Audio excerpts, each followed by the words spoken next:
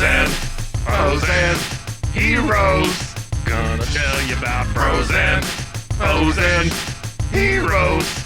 Gonna tell you about comic books, costumes, Facts, boots. and other stuff. In this week's issue, Nemesis.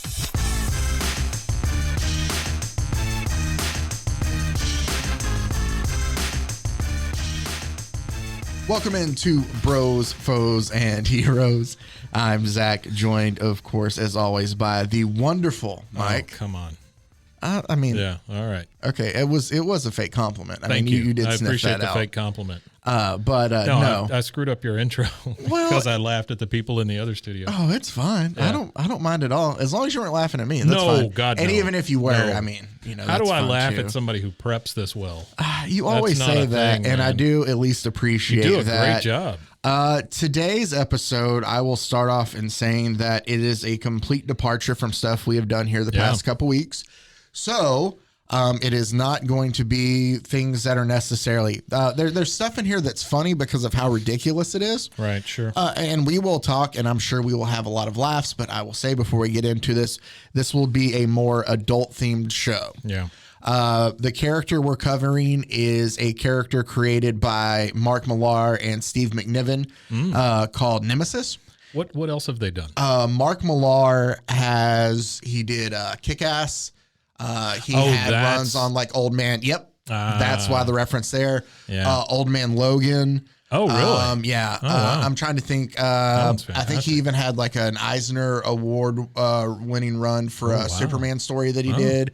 And you thought like he has some really like good stuff. Real ass comic book artist. Yes. This is, and same with Steve McNiven. Like McNiven has done a lot of different things for Marvel. I know that both of them worked together on Civil War. Oh, okay. McNiven and Mark Millar. Yeah. Oh, wow. Which is huge in the it's a big deal in the Marvel comic universe. So we're talking about. What did you think about the way they treated like Civil War in the movies? Like it was just like a passing glance. It wasn't even a big deal. Here's the one thing that I love about Civil War that I don't know. They did it in a way in the movies now with the Spider-Man movies where people did know his identity. Right. But in the comics, like Peter Parker, when he joins Iron Man's side, he basically unmasks in front of the public to show who he is, which is huge because that wasn't something at the time. I mean, that's massive in the comics. Yeah. But when it gets to the time of that, like they have the two separate sides, and I enjoyed the movie, but I think there's obviously, if you're a fan of the comic book story, you've probably invested more time into it. So there's things that happened in the story that are bigger to you, that mean more to you than did them. It's two different storylines, both done well. Yeah. Yeah. I feel like that's a cop-out answer, but No. I know what you're saying. So Civil War was, when do you think that is? Like, that's 06 to 07 is when it happened in the comics. man, look at you, just pulling that out. That's great. That's way beyond my comic reading time. Yeah. But I knew about it because it's such a big friggin' deal. Yeah. Right. And but so, I just figured, well, shoot, if it's such a big deal in the comics, why isn't it a bigger deal in the movies? And then, it eventually, I mean, it had its own movie, and it's the story. Yeah, Avengers Civil War. Captain America Civil War. Is it? Yeah. Okay. It didn't feel like it was that big a deal. But though. that's I know they were pissed off at each other. Yeah, that's their and they punched. telling of Civil War. Okay. All right. Okay. Hey, this thing is beautiful that you brought in today. Yeah, no. Hang on, the Kick-Ass reference. Yes. So you mentioned Kick-Ass on the front and of this one. That was, and I'm going to have to look this up. I think that's Mark Millar and Joe Romita Jr. Yeah, on the front of this one, it says, makes Kick-Ass look like $pound IT. Oh, exclamation mark T. Sweet. I was right. It is Mark Millar and John Romita Jr. for cool. Kick-Ass. Nice job. Yeah, thank you. Kick-Ass is a great movie. Yep. He also did, just for to talk about, because these Second are one sucks. Well, I mean, it was okay. Wasn't great. You can't win them all. Well, yeah, I feel like with movies like that and stories like that, once the surprise is over of the first movie, then you're like, oh, what are these characters going to do now? And it's really hard to follow. Well, up. if I recall too, I never saw the second movie. I enjoyed the first one. Oh, okay. But if I recall, like something happened while they were filming, and like Jim Carrey wanted to, not the former senator. The former senator, yeah. Jim Carrey, the actor, like wanted to tone back some of the, or I don't. He's a weirdo, man. I don't know. He's a weird dude. Good. I mean, like, no, I think he's good at what he in, does, but yeah, he's good in a lot of roles. He's been bad in a lot of roles, that's also. true too. But he is a weird dude. Fine. Yeah, he changed once he made Man on the Moon. Yeah, he became a different guy. Well, did you see that documentary? No, I haven't seen it, but we've talked about that before. Yeah, it just changed his whole brain. Yeah, it did, because he, I think, for a while thought he was Andy Kaufman. By the way, this is apropos of nothing. Yeah. But my wife and I started watching Making a Murderer last night. Okay. And I just have to tell you this because I have to get it out of my system. Yeah, go on. Have you seen it? No. Okay. So this is the first. But feel free to spoil away. This is the first season. No, I'm not going to spoil anything, but this is the first season. I'm spoiling it for like 5 years for these people. Has it been out for a while? It's been out for a while. It's 2015, 18, something like that. All right. But at one point, they're in the courtroom and they're trying to exonerate this guy via DNA that's now out, right? Because DNA became a thing. Maybe I have seen some of this. What's the guy's name again? I don't remember. But blonde-haired dude, like kind of, I think it's John Murderer. Yeah, okay. And that really was against him. Yeah. But at one point, they're in the courtroom and they say, okay, well, we got this DNA, we got these fingerprints, we got this and that, and these kind of things. And then they say, well, the victim remembers her attacker wearing white underwear. Okay. And it can't be Mark Murderer because he doesn't own any underwear. I was like, what?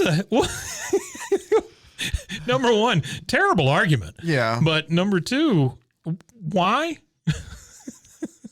This guy doesn't own any underwear. Yeah.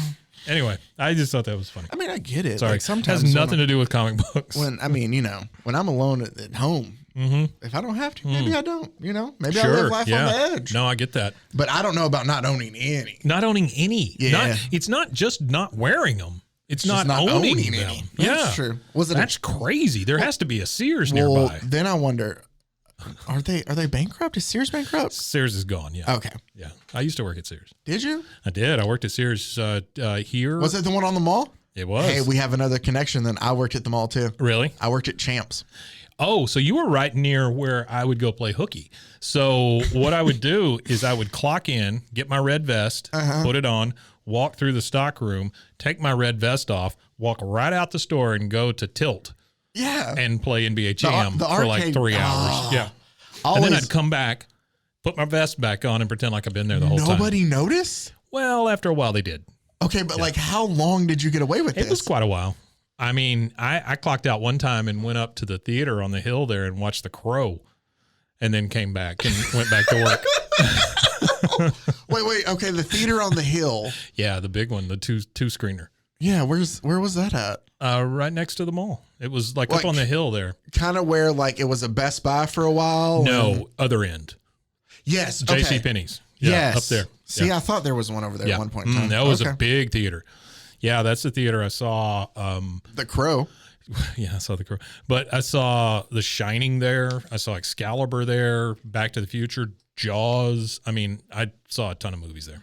Let me. I know this is a million years ago. This is a weird thing, and then we'll get to Nemesis. This is a comic book show. I forgot. You brought up The Crow, and so Brandon Lee made me think of Bruce Lee. Right. And I know that Quentin Tarantino. Well, I saw this video on the internet. I don't know if it's BS or not. Huge fan. But I enjoy Quentin Tarantino's works. Well, no, I'm saying Tarantino, huge fan of Bruce Lee. Yeah. I enjoy Quentin Tarantino's movies. Something about me. Yeah. Or something about him just, I don't know. I feel like he's a little creepy. He is weird. I keep expecting them to find kids in his closet or something. Yeah. And, I feel like bad for kind of thinking that. So, I don't either way. You're a public figure. I think we get to judge. Yeah, that's fine. So either way, though, despite apparently what happened in Once Upon a Time in Hollywood regarding Bruce Lee, right? Quentin Tarantino is a big fan, or at least a big enough fan. What was the big to want to tell the story? Well, it was something about how Brad Pitt's, like, I guess Brad Pitt's stuntman role, he just beats up Bruce Lee. Yeah. Okay. I get it. Anyway, I guess let me tell you the story that I heard that I found that was super interesting. Please. So apparently Bruce Lee, before he became an actor and had the movies and, you know, Green Hornet and all that, right, would teach either actors or I guess stuntmen and stuff karate to pay for rent and stuff was something that I heard. Yeah. And he had been, you know, he would work with a lot of guys, and obviously, like, you know, they would talk through TV stuff, and he had this idea for a show that I guess through connections was able to go and pitch it to different networks. The Bruce Lee variety show. No. I don't remember what the name of it was called. I think maybe The Warrior is what he called it. Good. But he called his show The Warrior, and it was about a man who was a kung fu master who was traveling. So it's like kung fu. It's the same show. Hold on. Yeah. I'm sorry. Who was, because you killed it. No, yeah, I'm so sorry. No, you're fine. Who was, from the West, coming to find his family. Like he was, you know, on the mission to find his family. Pitched it all. Nobody wanted it. Oh, we don't know if, an Asian guy can be a lead on TV at this point in time. Like, you know, nobody bid on it. A year later, ABC debuts Kung Fu, the exact same story. With a white guy. With a white guy, David Carradine is the lead, who knew nothing about martial arts as well. Is David Carradine the one that autoerotic belt around his neck kind of thing? Yeah. It's also him and the guy from NXS. The singer? Is that how he died? The lead singer from NXS. Huh, I didn't know that. Yeah, I know it was David deal. Carradine. I just remember the South Park joke, and is about what it is, what's autoerotic asphyxiation, as the boys explain. To Kenny about, you can heighten it by doing it, but it involves you wearing a Batman costume for some reason. And so that they find Kenny dead and he's dressed in a Batman costume. That's great. Either way. So, if you watch then dressed like Batman. Yeah. Kill Bill volumes 1 and 2 in a sense can be viewed as like an understory through it, as a Bruce Lee revenge tale in a sense, because if you'll notice Uma Thurman's character throughout the whole thing, you notice the comparisons obviously in the costume. Yeah. Also, the gang she fights, everybody is dressed like Kato from the Green Hornet. Oh yeah, I guess a lot of the different fight scenes you can find mirrored other fight scenes in Bruce Lee movies. Oh wow. Like there's a lot of comparisons. And obviously, who would be the big bad guy in the Bruce Lee revenge novel? David Carradine. Yeah. So who's the big bad guy in? Yeah. Well, that's crazy. And it was just kind of cool. I was like, wow, that's super interesting. Maybe that's why he did that. So there after. Was it? It was not too long after. No, it wasn't very long. But I mean, I think that was just something just went wrong. But you think? Hey, let's talk about something somehow still even creepier when we get to it. Oh, really? Yeah. Oh, nice. Okay. Oh, as we said, this is a more adult show. Let's get back to Nemesis. We had kind of veered off after talking about the fact that underwear. Mark Millar. Yeah, you're talking about Mark Millar. That's it. That Mark Millar and Steve McNiven are actually like really big names in the comic world. So this has two very big names behind it. Yeah. And I like Steve McNiven's art a lot, and I love the art through this. It is a very, in parts, I will say, parts of Mark Millar's story, I love the concept, but I don't think it lands the ending. Really? Or sticks the ending, or actually it gets lost in itself through this. Yeah. And you'll see when we go through, but this is definitely, somebody uploaded that and they decided to add it was on all of them. I ripped it off the back, but I don't know. There's a naked lady on the back of one of these things. She's not. She is naked. Come on. She is, but it's not like it's hiding stuff. It's kind of tasteful. It's not really that tasteful. It's not tasteful at all. No. Well, thanks. And she's saying Hail Hydra or something. She is saying Hail Hydra. Yeah. Funny enough, this is printed originally, I believe it's 4 issues from like May through November. Okay. Of here. I guess let me look it up to be right. Of Seems 2011. Thick. 2010. Sorry. Honestly, it seems very thick. May through December of 2010. It's 4 issues, Nemesis, by these two guys who had worked together in the past. It was produced by published by Icon Comics, which is Marvel. And Recluse Entertainment. So this is... this is Marvel. This is Marvel. Oh, wow. Okay, so this is their adult end. Yes. Or whatever. Okay. Yes. All right. So let's go ahead and get it started. Again, a great premise, I think, here once we set it up and I get into it. Just number one, not pulled off the best. His suit is very nice. I like that a lot. It is all it's just all white. It's all white. He has like a mask and kind of like a cape, but everything is just all white. And it's obviously it stays that way through. I mean, his costume stays the same through the entire time. Yeah. Oh, that's good. But, that's different from what we've been doing here lately. Exactly. But it also, with how ultra violent this comic is, it does a good job of showing off all the blood and stuff as well. Yeah. So that's what this is. I read through this and I like to think that it was kind of satirical of comics in a sense in some of what it does. Yeah, it seems like it. But at the same time, almost to a degree of where it doesn't stick the landing. Oh, okay. And it's just too ridiculous to it's a weird story. All right. Let's dive into Nemesis. Let's go. Our super villain. This isn't a story about a hero. This is a story about a villain. Really?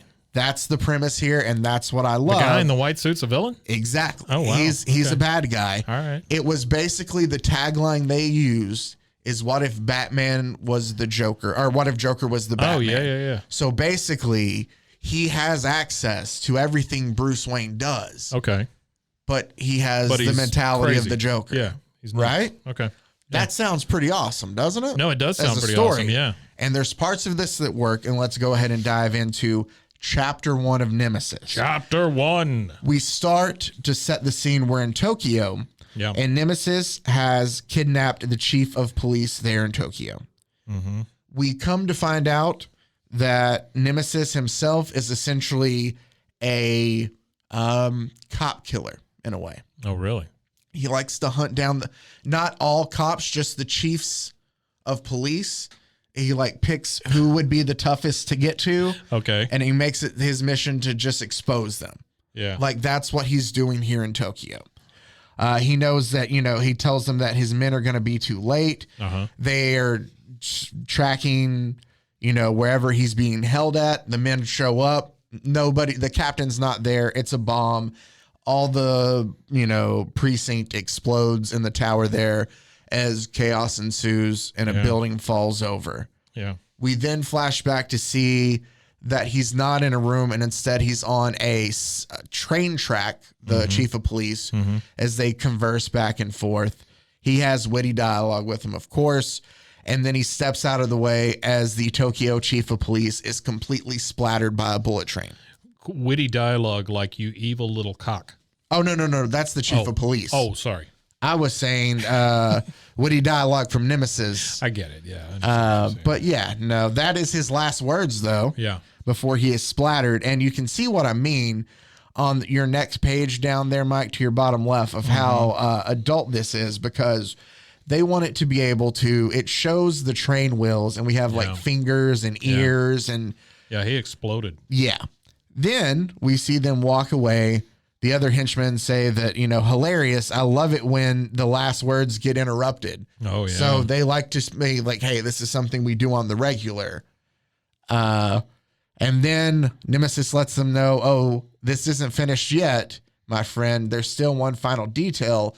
What is that? Oh, my God. Oh, the building derailed the train. Yeah, that's what I'm saying. That's rough.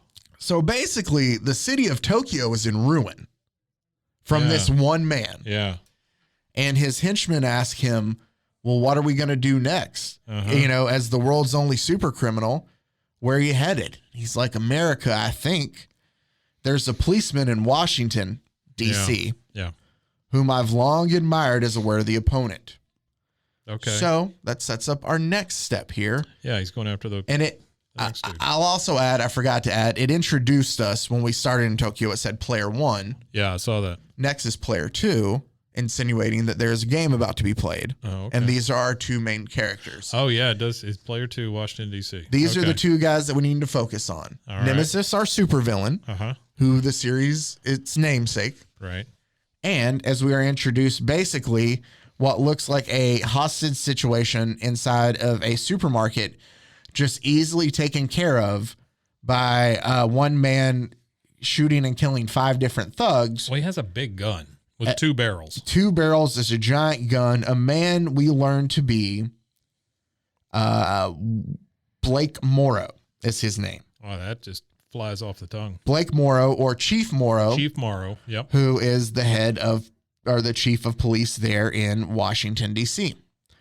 So he's basically changing out of his, you know, I guess his killing jacket or whatever that was into his tuxedo. Yeah. And he's approached by 2 men basically saying, you know, hey, do you know about this whole Nemesis thing? And he goes, you mean the cop killer in Japan? Apparently it was big enough that obviously he knows. I mean, a building blew up and a train went off the rails. Yeah, that the guy got squished. Seems like it'd be world news. Sure. The 2 men go, well, not just Japan. He's murdered cops in Singapore, China, Hong Kong, and North Korea. This guy's prolific. So he's just, yes, and he's just making his way through different countries, and now he's headed to America. And he hands him a card that says, Blake Morrow, March 12th at midnight. Flatline still counts. Flatline still counts. Apparently, he's saying that, or the men that are there say that Interpol confirmed the typeface and paper stock. It's absolutely genuine.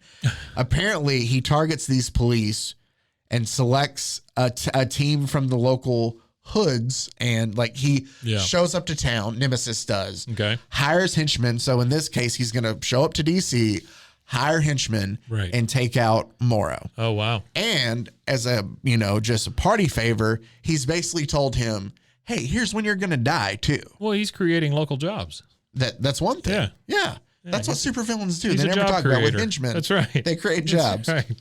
So he's basically letting Morrow know, hey, I plan on killing you. This is when. You know, you said something about it feels like you're in junior high or whatever cussing. Yeah. It does kind of feel like they're throwing these curse words in here just to be cool. Yeah. No, there's some of them. Yeah. It's just F-bomb here. Yeah. And I mean, you know, I always felt like when you say it, it should add a bit of something to it. Yeah. And some of these are just lazily thrown around. Yeah, conversational. Yeah. And it's just like, you know, I'm not one of those where it doesn't. I know that some people get sensitive about it. I'm one who it's never really bothered me. It doesn't bother me. No. And I'm not, but it's probably because I had a father who just used it all the time. So you just kind of grow, you know.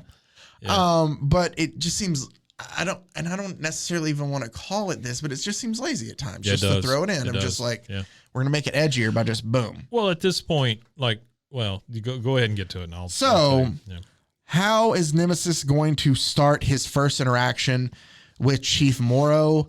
He somehow, we don't know, is on the wing of Air Force One. Yeah, that's what I was going to ask. How did he get there?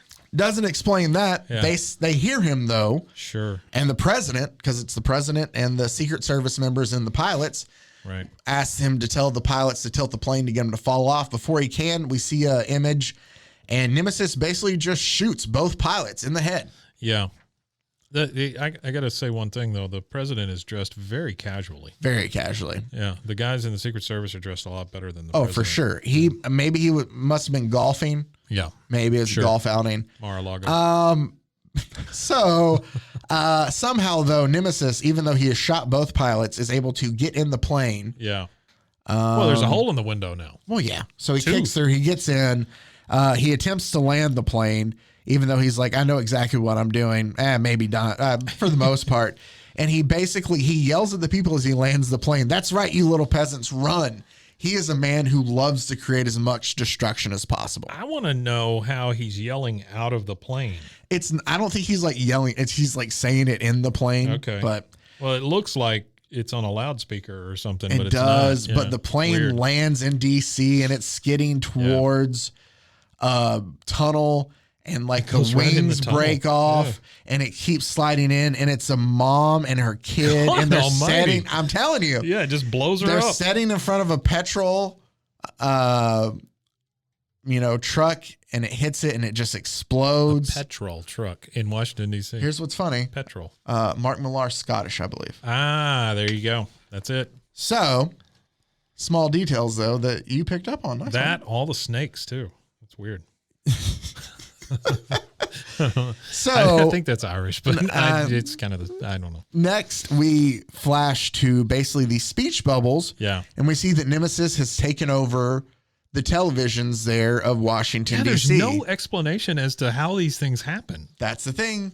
Do you want it? Because you're just never going to get it. Yeah, it just jumps from one thing to another. And he is basically taking over all the TVs in D.C. and he's saying that, you know, hey, I'll read it. Did you get my card? Oh, genius cop.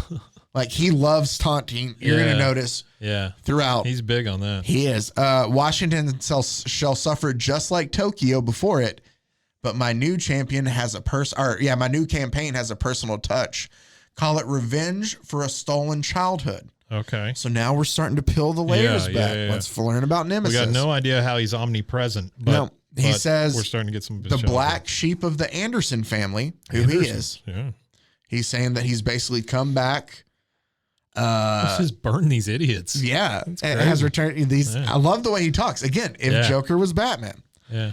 It really is. And he's like, you think this guy can protect you? He can't even save your president. Yeah. And it ends with, and this will be our first F-bomb of the night, but I feel like I have to for the page because it's Nemesis in all white sitting in an all white chair, like a throne kind of. Where did that come from? Don't know, but he's sitting there with the president in front of him, all beaten up and bloodied. And he says, it's time you held your new fucking chief. To be continued.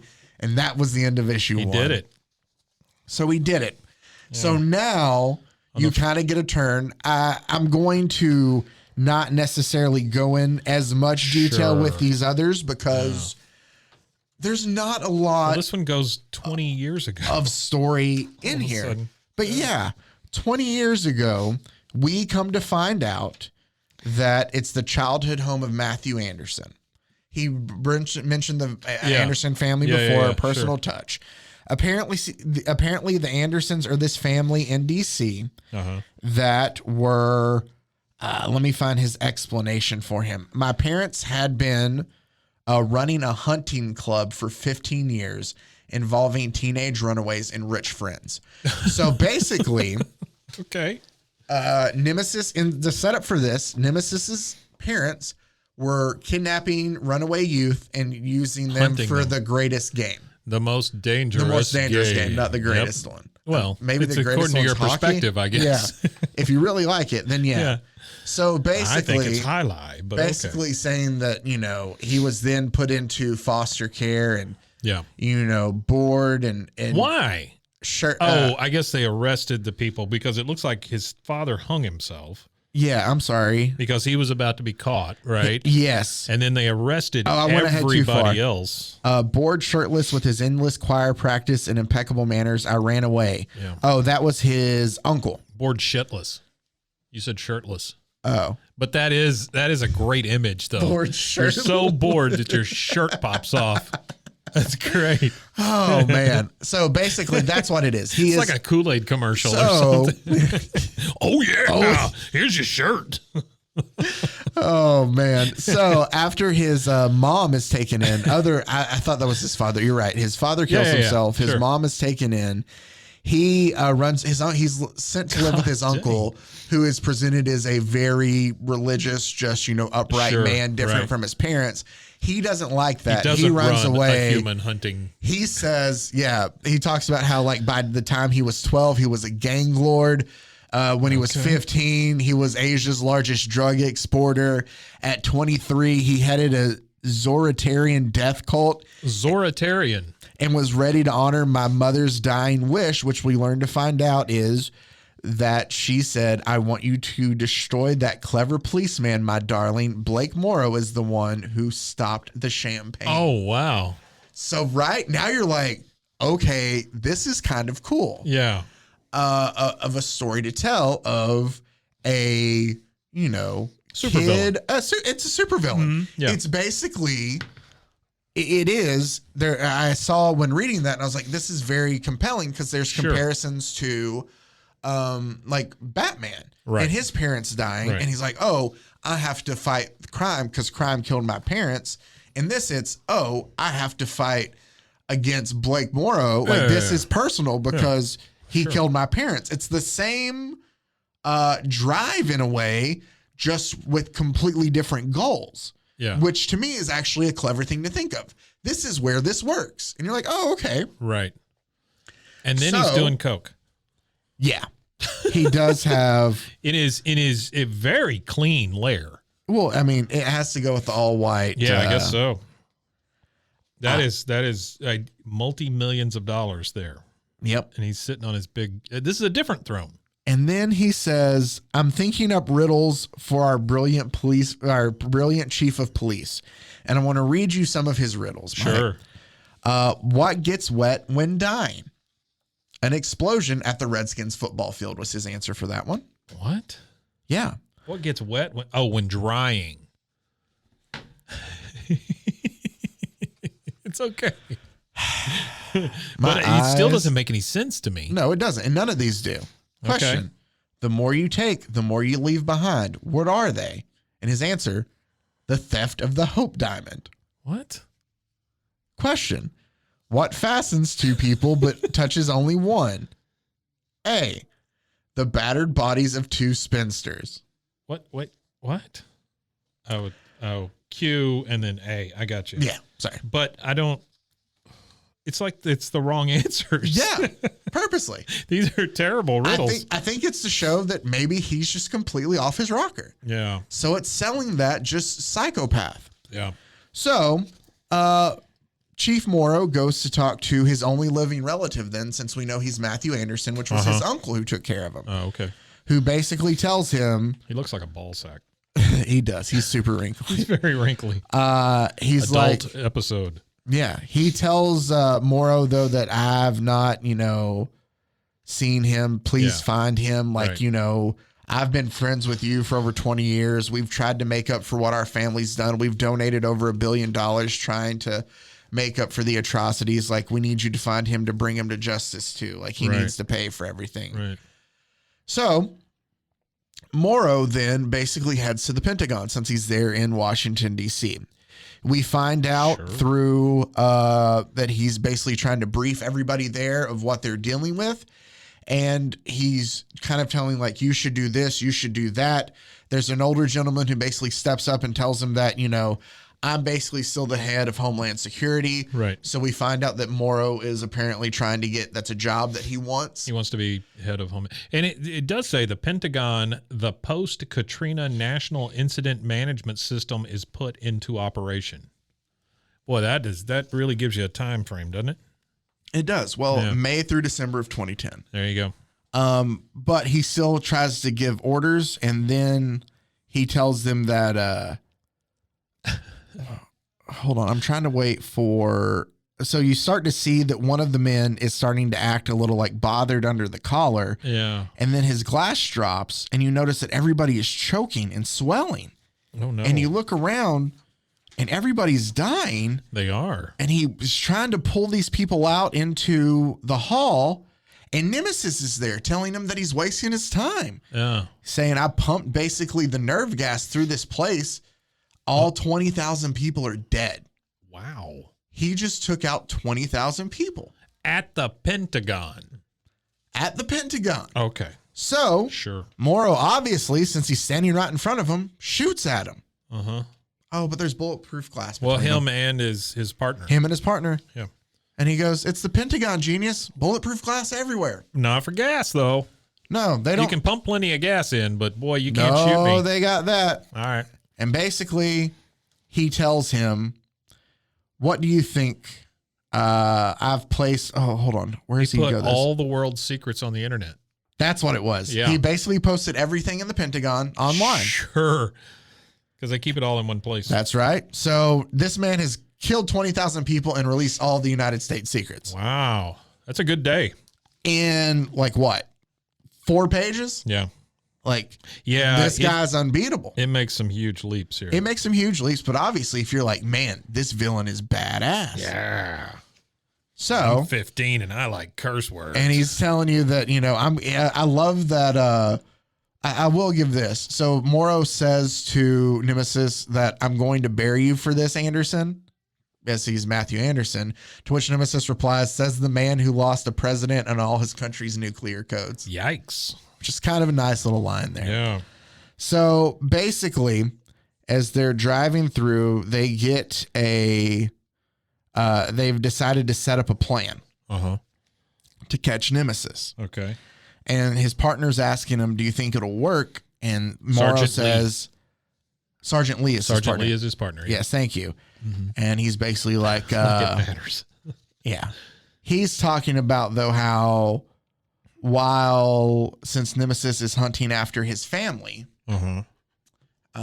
he split them up in two separate places. Like, he has his kids in one place, his wife in another, just because, he's like away from him. And he's talking about how his wife doesn't like that. Like, he's having a bonding moment with Lee. But this is a guy who just gave away all the secrets, and he thinks putting his family in two different places is going to do it. Yeah. Well, okay.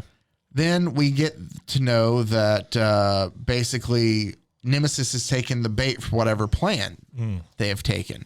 Now, Nemesis drives an Audi. He does drive an Audi, which is nice. It's a very nice looking car. It's a white Audi with no plates. And it matches with the white lights. Like, it looks super nice. No, it's cool looking. Car. Yeah, it's great art. So the cops think they have him, right? They understand that you have to have a good story to go with good art, right? Yeah. Okay. No, the art is spectacular, right? The art is fantastic. See what I mean? Really and like Mark Millar has great stuff, so I don't want to say that, but I just think the art reminds me of Dark Knight. It does. It looks a lot like, it does. But so basically Nemesis is headed towards this roadblock and they think that they've got him. Yeah. And then it turns into a motorcycle. The car splits in half. Sure. He has a motorcycle and he jumps over the roadblock. Boy, oh boy. Slides through the oncoming cops next to him. And then there's a cop chasing him. He is the true evil Knievel. Oh, just wait, Mike. Oh boy. Because he's got machine guns on it too. Yeah, and he shoots through the cop car to drive through. He's headed towards the Potomac, just driving off the end of a pier. We got him now. And as he jumps, he does a backflip and shoots a rocket launcher at come on the police helicopter, which then explodes.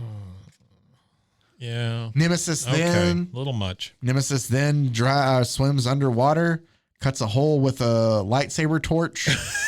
I don't know what else to call that thing. Yeah, it is. It's a lightsaber torch. And basically kind of crawls up through the sewers, and he comes up through a manhole, and all of a sudden he's blinded by lights, and he goes, "What the hell?" And there's Mora with the rest of the police saying basically it's in the end of the line for you. And he goes, "Still think we need to up our game?" Because they've caught him.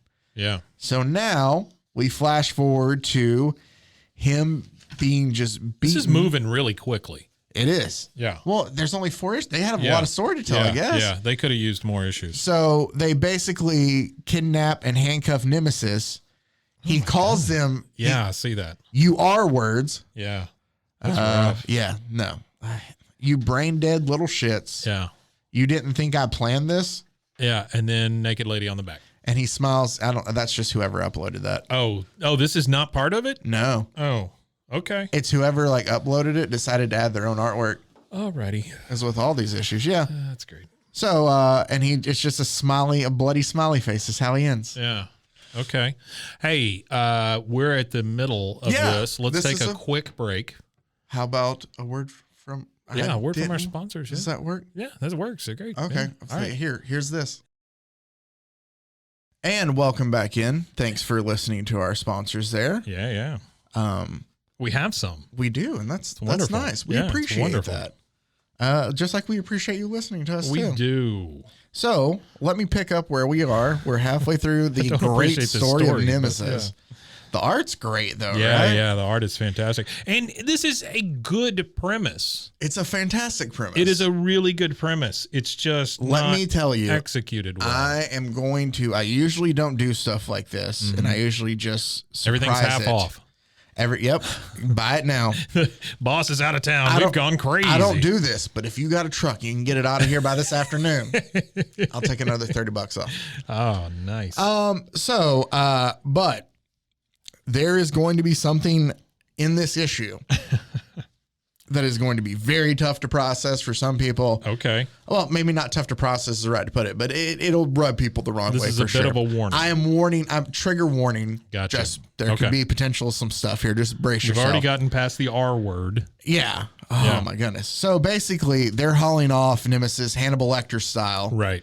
To basically kind of see like. And his suit's torn up. His suit is all like they first time beating the hell out of him. First time in three issues. Right. So finally, like the world leaders are thanking Chief Morrow for capturing him. Right. The Anderson family is like, thanks to my friend Blake Morrow for being able to finally capture this monster. His family's able to come home.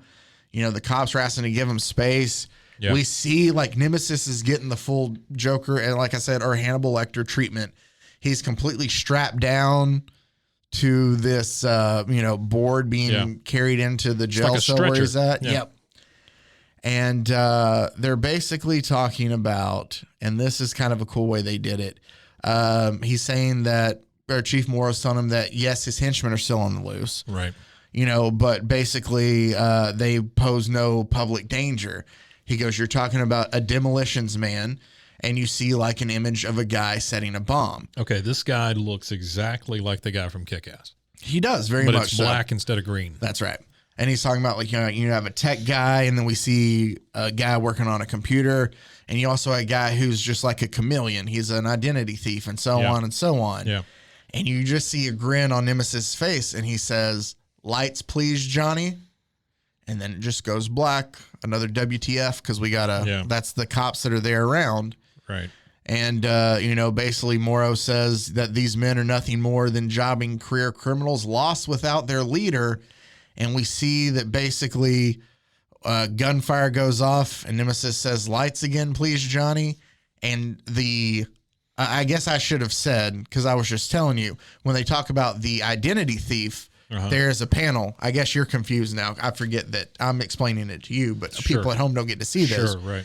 That the guard next to Nemesis is obviously a henchman blending in with the guards. Right. So when he says, "Lights, please, Johnny," he's talking to his henchman dressed as a guard, and his guard takes out all the other police. Gentle Joe. Yes. Yeah. He calls him Johnny. He calls him Johnny, but his name is Gentle Joe. Sure. So basically now Nemesis is free in the prison ward here of the jail cells. Right. Like the hallway where you see all the like where you would parade a new convict down and they would all be hooting and hollering. Yes, and that's what they're doing. And then the convicts are kind of like, "Oh, what just happened?" After he's able to kill them all kill them all. His henchman takes out the rest of the cops. Yeah, shoots him right in the eye. It's very gory. Yeah. Then all of a sudden, as he's getting let go, he's like, "You ready to go?" And Nemesis says, because he likes to taunt, "Not yet. I want to show these bitches what I can do first." Right. Because he's cool, because he can curse. Yeah, he's curse. And then his friend, Gentle Joe, says, "Are you kidding me? There's got to be at least 100. Yeah. And he goes, "No, I'm only counting 97. Yeah. And he dives straight in. That's fun. And then, Mike, we are giving panel after panel, and it is set up very much like a storyboard in a movie. Yeah. Which I did hear, and I can appreciate this about Mark Millar's work, is he talked about when he was, first getting into comics and stuff, and he would have fans or people be like, "Hey, I'm into this too," and he'd let him borrow comics, and well, I don't know where to start and stuff like that. Oh, yeah. So he talked about in his style, and I want to give him a big plus for this. He does it kind of storyboard-esque, so it's easier to follow. No, it's very cool. This fight is awesome. Which is great, the way they kind of tell the story panel by panel, and McNiven's art, it looks great. He puts their billy clubs right through their eyeballs. Yes. Nemesis takes out all 97 riot cops by himself. Yeah. And he goes, "Okay, now," oh, no, that's what it was. I'm sorry. Gentle Joe asked him if he wanted to release the prisoners. And he told him to hold on. Right. So he kills all 97 riot police and then goes, "Okay, now you can release the prisoners." Yeah. As if to show them all, "Hey, I'm your leader. So I'm the bad guy here." Yep. All there's a mad rush. Okay, I don't understand what's about to happen. Yep, here. there's a mad rush. All the criminals are leaving, and he tells them getaway cars are there, and all the keys are in the ignition. And they're all white and Audis. It's a parking lot of just white Audis.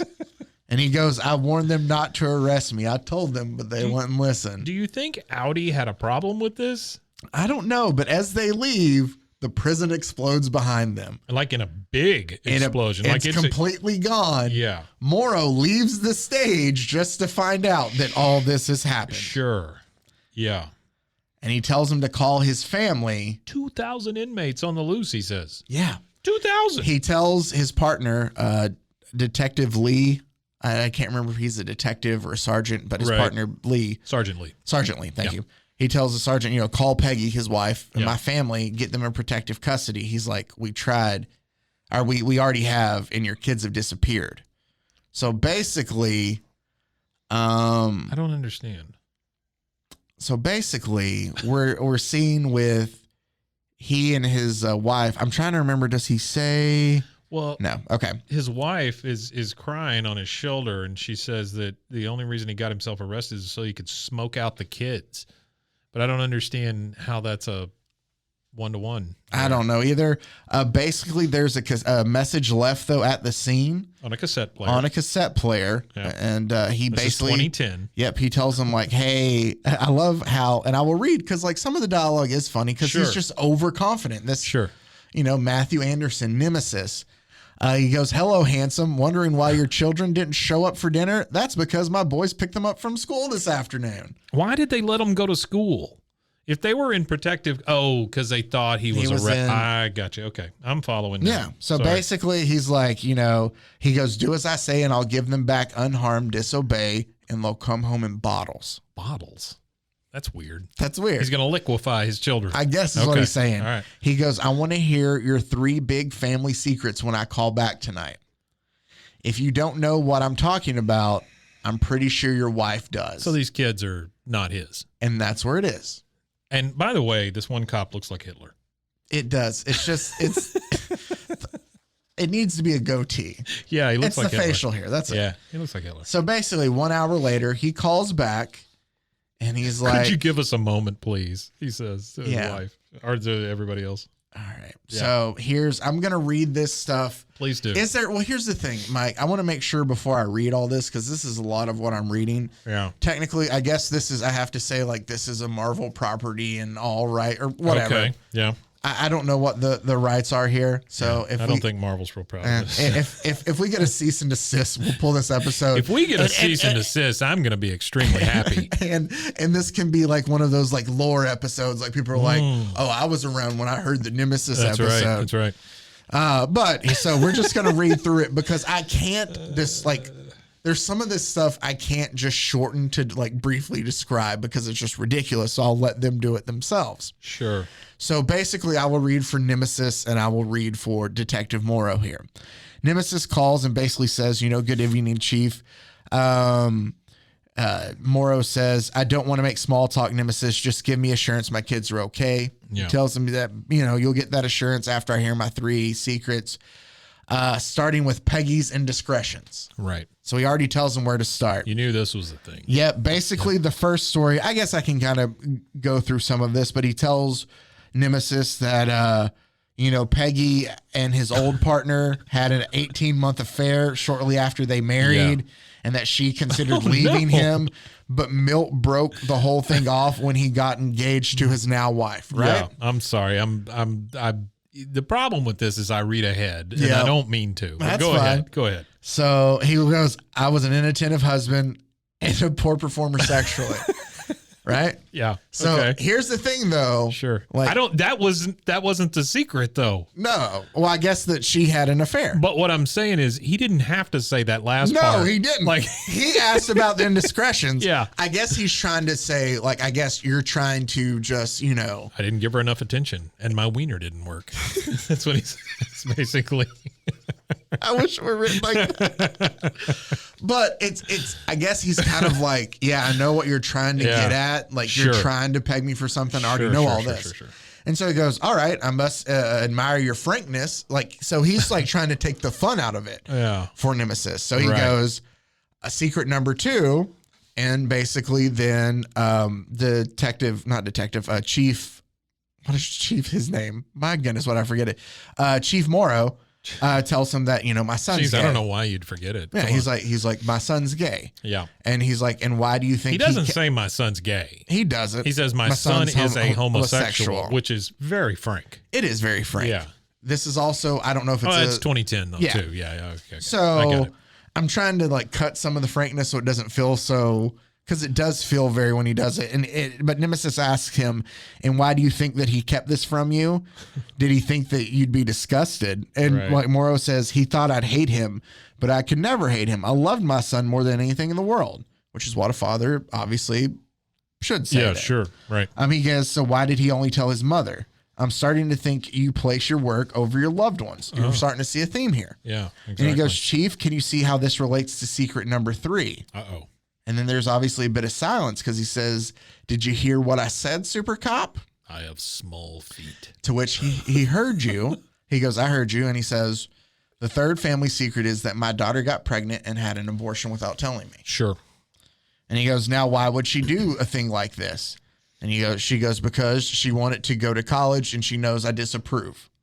And he goes, oh, that's right. You're Catholic, aren't you? But aren't you a little glad from a career point, a teenage mom would have, killed all those homeland security aspirations if you're kind of, and he's like, sorry, Chief, I'm just trying to rattle you before. Oh, because he yells at him, tells him to shut up, basically. Right. He's tired of doing it. He's like, I'm just trying to get you to rattle you before the set piece with the president. You kept your end of the bargain. It's only fair that I keep mine. Your children are in a trunk outside. Thank you. And you know what? When I read I read it as trunk. Yeah. And the truck outside. And maybe I'm doing it on purpose to see if you're following and paying attention. Freudian thing. Don't flip the page yet because I want to ruin it for you. Your children are in a truck outside, completely unharmed as promise. Right. And then it shows them run outside and the parents are hugging the kids and they're crying and it's all well. And then you see Nemesis say, well, relatively unharmed. And then there's an ENN website headline. Like CNN. ENN. You can flip it and read the headline, Mike. Oh my God. Come on. You want me to read it? You want to read it? Police chief's daughter pregnant by her gay brother. Oh my God. What is this? This is what I was talking about. Oh. And Morrow just casually goes, is it true to the doctor? God, this doctor. Wait, and the doctor goes, without question. On the plus side, he fertilized her eggs under anesthetic. So he fertilized her eggs. So basically, he's like, hey, he didn't make them do it. So I guess like that's cool. But he goes, but he's also added something none of us have seen before. Yeah. And that is, he's rigged your daughter's womb to completely collapse if we attempt a termination. She'll never have children if we do an abortion, but it's your call. What? So you see, I'm reading this and I'm into Nemesis, right? Like I'm reading so far and I'm like, some of it's a bit much. He just killed 97 people. Well, yeah, but it's a comic book. It is. And I'm like, this was on a list because I like to find Reddit pages of like, hey, what's the most ridiculous series you've read? Or why? And I read through this and this popped up a lot. And I was like, why are people hating on it so much? Yeah, it's that. And then I got to this. Yeah. How do you rig someone's womb? And then his wife just turns to him and goes, oh, F you, Blake. Because it's his fault. She says, I hate you. Yeah. Yeah. And he goes, Peggy. And she goes, no, F you and your stupid job. What you've done to our family. This is all your fault. Yeah. This is stupid. Okay. Sir. All right. Great. And then he tells him. I got to know how you rig a womb. That's craziness to me. Never explained. Those are crazy ass words. He tells him to bring Kirby in. Yeah. We find out Kirby is an undercover officer. Yeah. Who has worked a couple jobs with. AKA Jackie Shoes, it says. That does say Jackie Shoes. We find out that he has worked with Nemesis, though. And that's what he's been there for, who he's been working undercover with. Yeah. And he gives him names and addresses for everything. And he goes, Nemesis included. And he goes, I still can't believe he's been posing as, or who he's been posing as all this time. I would have guessed that in a million years. And he goes, actually, he's been my main suspect from the beginning, Sergeant. Now, if you'll pardon the salty language, let's nail this bitch. And he cocks his gun. Yeah. So now we know that they have everything. It's time for Morrow to get his revenge, right? Yeah. You're reading this, and we know who, because he says he's Matthew Anderson, all of this stuff. No, apparently he's been hiding He's somebody his else. identity. He's somebody else related to this whole thing. Issue 4, aptly titled "Shoot Straight, Asshole." But that's the funny thing to me. Oh, I guess because they had to put it on a newsstand or whatever to sell it. They couldn't put the word asshole on the front cover.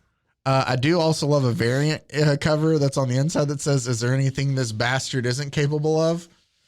It's like nice little more. I think you might have it too on yours. No, okay. That's on mine. My bad. I feel really well. That's okay. There you go. That's the variant cover. That's crazy looking though. Yeah. Ugh, I like So that. Is he lighting a cigarette? Yeah. Okay. Oh, is it backwards? The cigarette? No, the filter's in his mouth. Oh, okay. Let's just switch. Black and white though, right? It is. Okay. So we find out now we're back in Washington, D.C. Yeah. And he goes, why am I surprised at that though? We're rigging wombs in this, and I'm surprised that the cigarette looks weird. Yeah. So we start off the final issue with, how the hell does he fake being his own uncle? Howard Anderson must be 80 or 90. What? He's been Howard the whole time? Oh, no, not Howard. So the old man that we've come to know. This is the old dude. This is the old dude, right? That's what we're headed towards. And he's looking at the card. And it still says the card he was given, Blake Morrow, March 12th at midnight. He basically says, well, they make Brad Pitt look like, anything, an old man sergeant. They can make anybody look like that. That's dumb. Basically saying that he killed his uncle and then took over for him. So they're going there to take him out at his house. All of a sudden, it's like Invasion of the Body Snatchers. It is. So they're at the estate of Howard Anderson.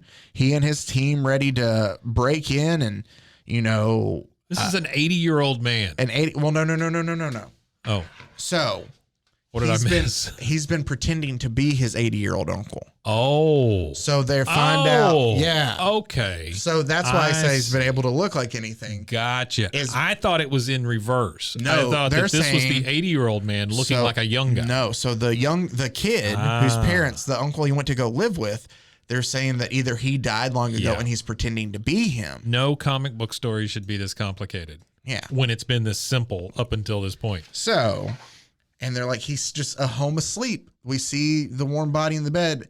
And so they break in, go. They bust into the bedroom. And no, it is the old man there. It is. And he's strapped to so much C4 with a timer with 3 seconds left. Everybody out. It's a trap. It's a trap. And the whole house explodes. And then we hear, oh, Blake, you really are quite gullible for such an educated man. Yeah. And now Blake appears in an all-black room with Nemesis all in white. He says, posing as my uncle this whole time, lying in bed just waiting for you to kill me. I've known about your mole from the beginning because he knows everything. He does. All those facts he passed along came from me. And he's like, how could you possibly have known? And he goes, because the master had a mole of his own, Chief. And we find out Lee has been working. I don't know why I banged the table for emphasis. No, it's for emphasis. Yeah, but Lee has been working for Nemesis the entire time. God dang it, Lee. So that's how he knew. And then... oh, my God. Why? Why would you do this? Yep. Give him $10 million. So this is a running theme also that I noticed earlier. I think it was like issue 2 or something. All the bad guys were like, oh, you're going to give us $10 million a piece. Yeah. He pays them well. Yeah. Okay. He goes, that's how far ahead he works on these adventures. He's got every cop he wants to kill booked ahead for years. And Morrow goes, what are you talking about? I thought that it was me you wanted. Yeah. Isn't it revenge about your parents? And he goes, what parents? And he goes, how vain must you be? Did you really think a man would devote his entire life to getting even with you? Are you really that much of an egomaniac? And Morrow goes, what are you talking about? And Nemesis says, I'm not Matthew Anderson and never have been. The real Matthew died in an Indian whorehouse after squandering his inheritance. The entire thing has been a ruse. What? And he goes, hubris is the downfall of every great man, Sergeant Lee. It's how I've beaten all of my opponents around the world, and Blake Morrow here is no exception. Basically, he's telling him, he's explaining, I'm going to bait policemen, through yada, yada, yada. Well, then he shoots the guy in the head. He does. Lee's basically telling him, how he's going to retire now because all of his henchmen retire after every job. And then Nemesis gives him a bullet straight through the head and goes, well, that's one way of putting it. Okay. So the whole retiring after every job for the most part. Good stuff. Nemesis just kills all his henchmen. Kills them all, he never pays any of them. He's going to run out of henchmen at some point. And he goes, so then Morrow goes, so this is what you do, huh? Travel the world, bringing misery to people, searching for hope, and then you grind it to dirt. Is that what you bring to the world, pain and suffering? And Nemesis says, I think that's a pretty accurate assessment. And he goes, who are you? And he goes, I'm rich and I'm bored. What else do you need to know? Okay. So the whole story that we had of the whole Anderson thing of to create why something would happen, nope, he's just a bored rich guy. And then we realize as the black curtain falls, we are now in the Oval Office. Yeah, you didn't know that at first. No, you didn't. Whoops. And Peggy, Morrow's wife, and the president are both there. Strapped down with bombs. And he goes, Nemesis says, I believe you met the president before. Your wife, you obviously know very well. Yeah. And he basically is just telling him, he goes, where are we? Yeah, we're in the Oval Office. How do you not know where you're at this point? Yeah. He goes, do you really need to ask how many other houses have an oval shaped office? That was a stupid question. And he goes, it's just us now, Chief. You, me, Peggy, and the president. The four of us killing time until the midnight deadline, which is when he said that Morrow would die at midnight. Okay. So they're not far away. Peggy lets him know that he's told him that one of them are going to have to, that we have to murder each other. That's why he strapped us with bombs. And if they don't listen, that he'll blow them up. We have to murder each other is what he tells. And then all he does is he throws Morrow a remote instead, and it has family and career on the button passed in front of it. Right. And he goes, and they're pleading, and he tells them, you got 20 seconds. And he goes, what if I refuse? And he tells them, then both die. At least this way, you're saving one of them. Right. 10 seconds, 5, and then 4. And he's counting down. And the president just grows the biggest set ever and goes, oh, fuck you. And Nemesis says, excuse me? And he says, I've had enough of this. You kidnap me, you murder my friends, you terrorize my entire city. He walks up, he places his head to Nemesis' gun barrel and says, hitting the button, Chief, it'll be a pleasure. Nemesis says, what? And Morrow does, and it explodes. And as they explode out, all Nemesis can say is, holy shit, I'm covered in old person. Covered in old person.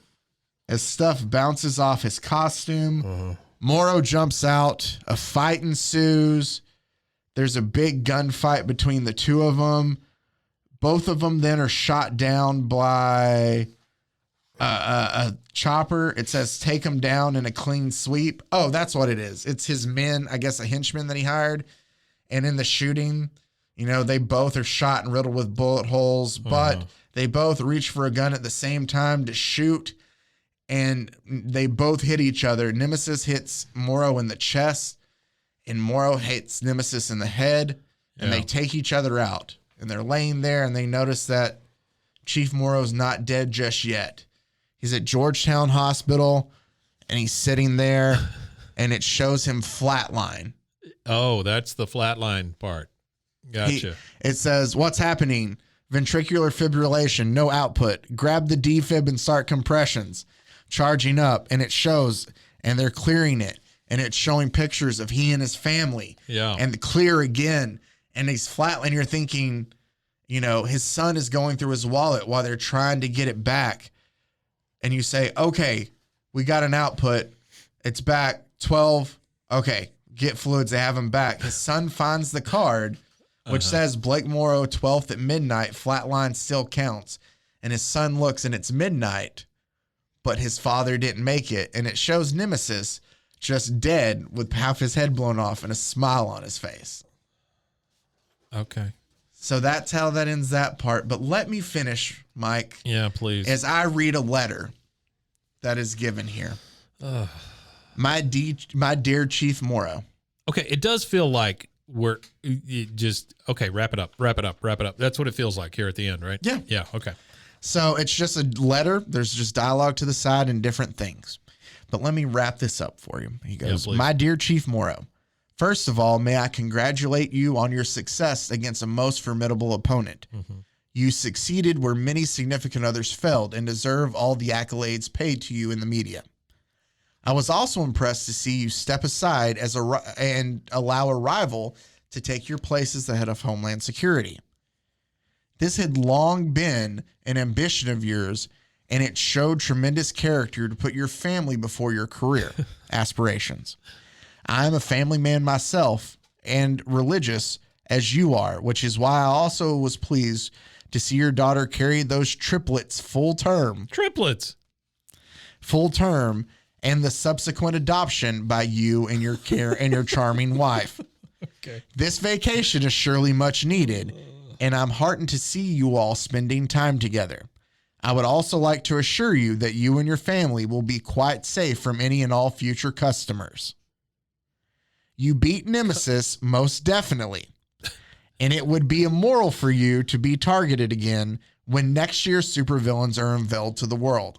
Sure. I run a business, you see, where Rich and the board can savor adventure for a few short weeks every year. We focus mainly on the Pacific Rim, but our services are expanding to the West with relish, and my client lists have been growing healthy even in the current financial crisis. Perhaps it's the zeitgeist with modern Hollywood, but they all want to be supervillains at this moment, and my artists and engineers are working night and day to make their dreams come true. Mother. And then you see Peggy goes, what's wrong? Or what is it, Blake? What's wrong? Yeah. And Morrow goes, I'm not sure. I need a moment to process all this. Mm-hmm. And a waiter he goes, your 1907 Heidsieck? Yep, sir. Heidsieck? Compliments of the gentleman who left you the letter. It's a bottle of wine. It's the champagne, most expensive wine in the world. Oh, okay. But I'm sure you'd still like to taste it first. And he goes, what? Is he here? Is he staying at the resort? And the waiter goes, actually, that's peculiar thing, Mr. Morrow. The card and wine have been here since I started with very specific instructions. He delivered these 10 years ago. What a dumb cop-out. And then it's a dude just drinking wine on a beach, and it says... Yeah, you don't even know who the dude is. The end. So... Wow. Okay. Here's the thing, Nemesis. Ugh. I was with you through issue 1. Gross. Loved it. Issue 2. Yeah, it was pretty good. Still kind of cool, right? Yeah. Issue 3. You took out 97 riot guards? Yeah. Oh, wait. And you also did that whole weird thing with his kids and like the incestuous. You bombed a uterus. Yeah, the incestuous impregnation of your right. Like, yeah. What the fuck, man? Yeah, that's a lot. That is again. And so I thought, okay, this has to pay off somehow. And then the story of who we think he is the whole time, he's not. He's just some bored rich dude. Yeah. And then it's not even some bored rich dude who's just doing it to do this. It's another guy who has people who builds all these inventions for them. So these supervillains don't even try at all anyway. Well, I guess we do kind of figure out how he shows up on the wing of a plane and then does this and that, because it may not even be the same friggin' dude. It might just be different guys or something. In this case, it's all Nemesis, I think. Oh, okay. But all he has unlimited things at his disposal because of this company. Yeah. It's a company that just lets rich assholes be superheroes. Well, that's great. So, it's still... It is truly the most dangerous game. Yeah. There you go. So that was Nemesis. Yeah, that's gross, man. It's a different one just because it's weird. It feels like a waste of great art. Oh, it really does, because the story is stupid. And again, like at times, it's a fantastic premise that Mark Millar came up with. Yeah.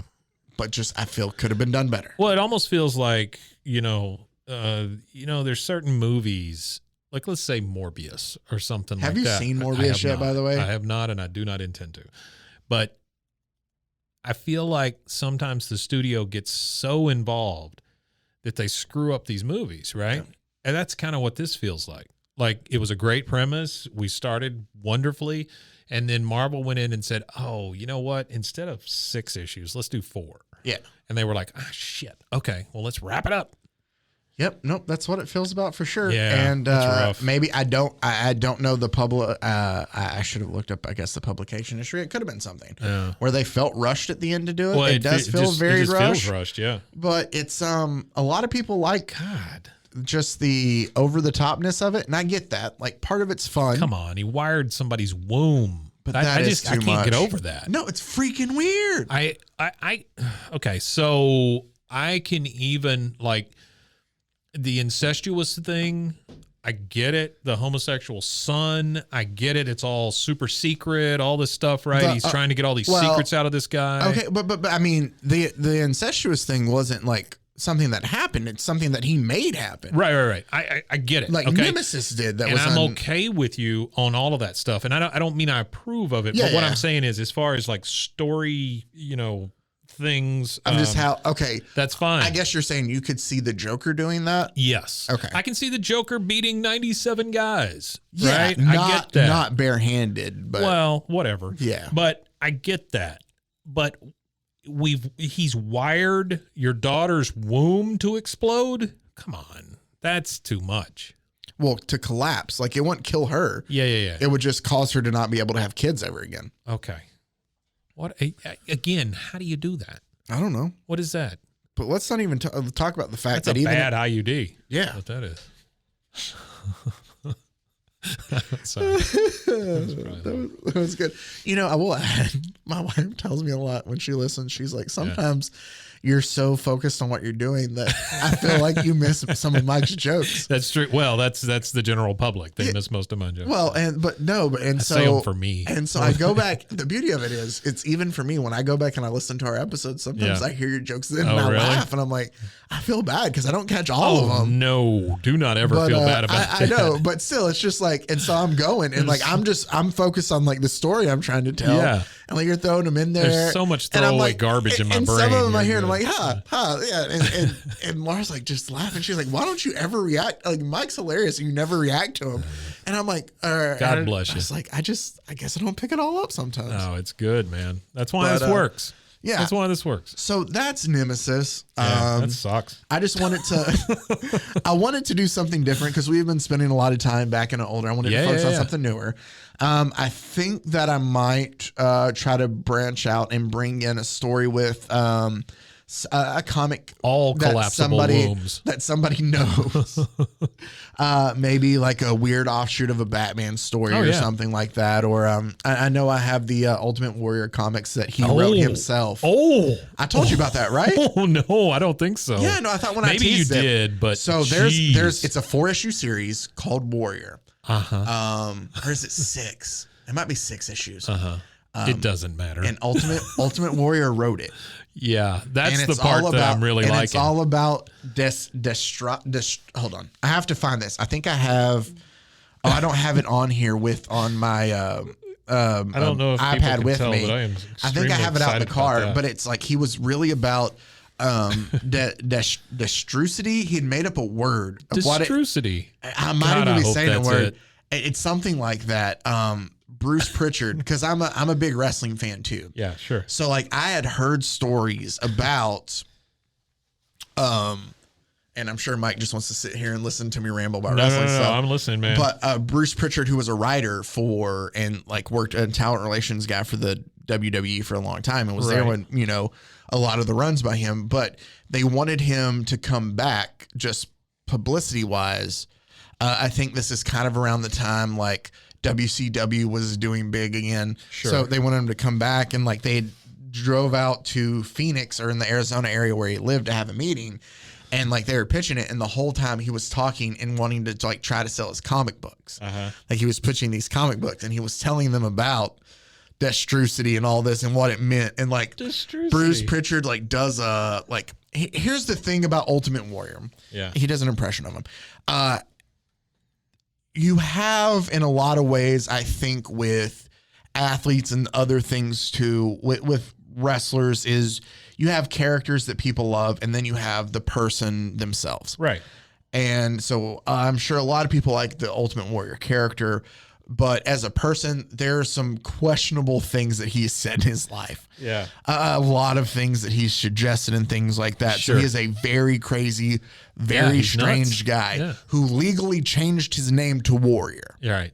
Right? Good for him. So when we cover this comic, there is no way that I'm not going to be able to also have to tell crazy Ultimate Warrior stories that I know of too. Yeah, I need to know those. So I guess we'll just book that together. But yes, please. The funny thing too and is it's 5 episodes. It's 5 issues. I think it's 5 or 6. Okay, it's 5. Yeah. It's 5 issues. You were right in the middle. I have them. Yeah. I have them already. So like we can do this. Do you want to do Warrior yeah, next man, week? Let's do it. Come on, I can't wait. Okay, so we'll do Warrior next week. It's like waiting for Better Call Saul. I'm gonna have to find it. I didn't print it out because it's kind of there's an Xmas special issue. Yeah.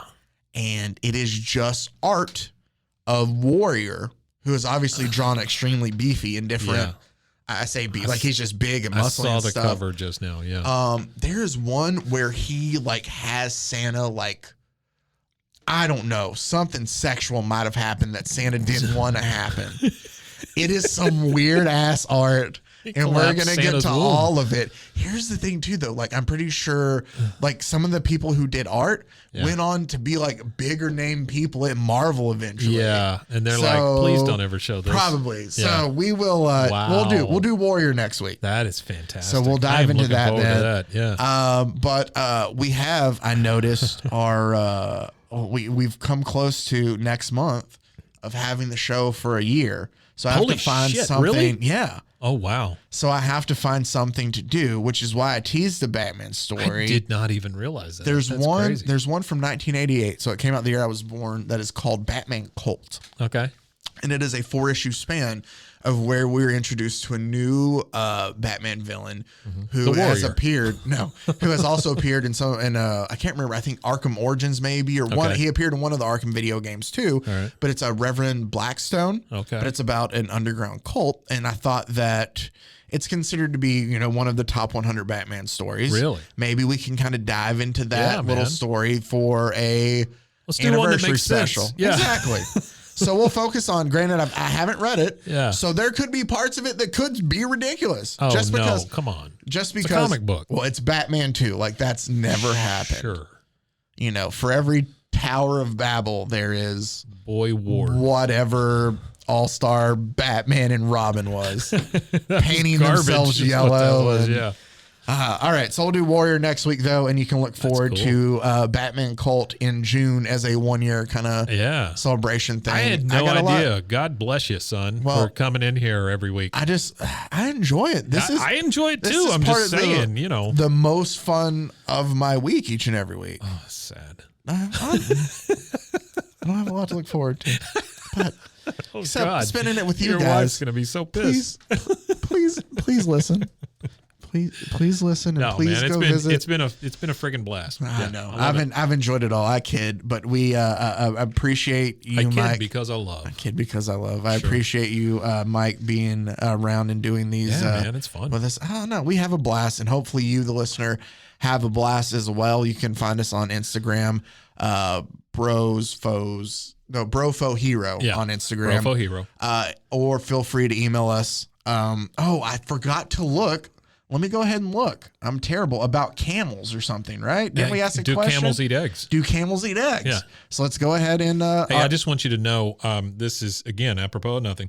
My phone is telling me how old I am. It says, this is my reminder for this evening. It is 8:12 in the PM. Take your Metamucil. On a Thursday. It says 18 minutes, get the trash together. Hey, Our trash day's tomorrow too. Sometimes my phone says, it's your bedtime. That's funny. Yeah. Okay. Well, nope, we didn't get a response, so we're going to keep asking the question until we get one. Please. Do camels eat eggs? Do camels eat eggs? Feel free to email us at brosfoesandheroes@gmail.com. I think we just keep that's how we end until we get an answer. Do camels eat eggs? Do camels eat eggs? That's right. I need to know. We're on a quest for that. Thank you for listening as always. We appreciate if you have listened to the end of this thing, if you're still going through, super fan. Yeah. So I guess we owe you a sandwich. We do. We'd also ask that if you like our podcast and you like to listen to other podcasts, that you check out Rogue Media RogueMediaNetwork.com. And until next time, as always, everybody, have fun in life in general. I guess. Just have fun, guys. But stay safe, everyone. Just remember, it's 17 minutes. Get the trash together. And do camels eat eggs? Email us at brosfoesandheroes@gmail.com. Got it, God. Bros and heroes. Gonna tell you about bros and heroes. Gonna tell you about.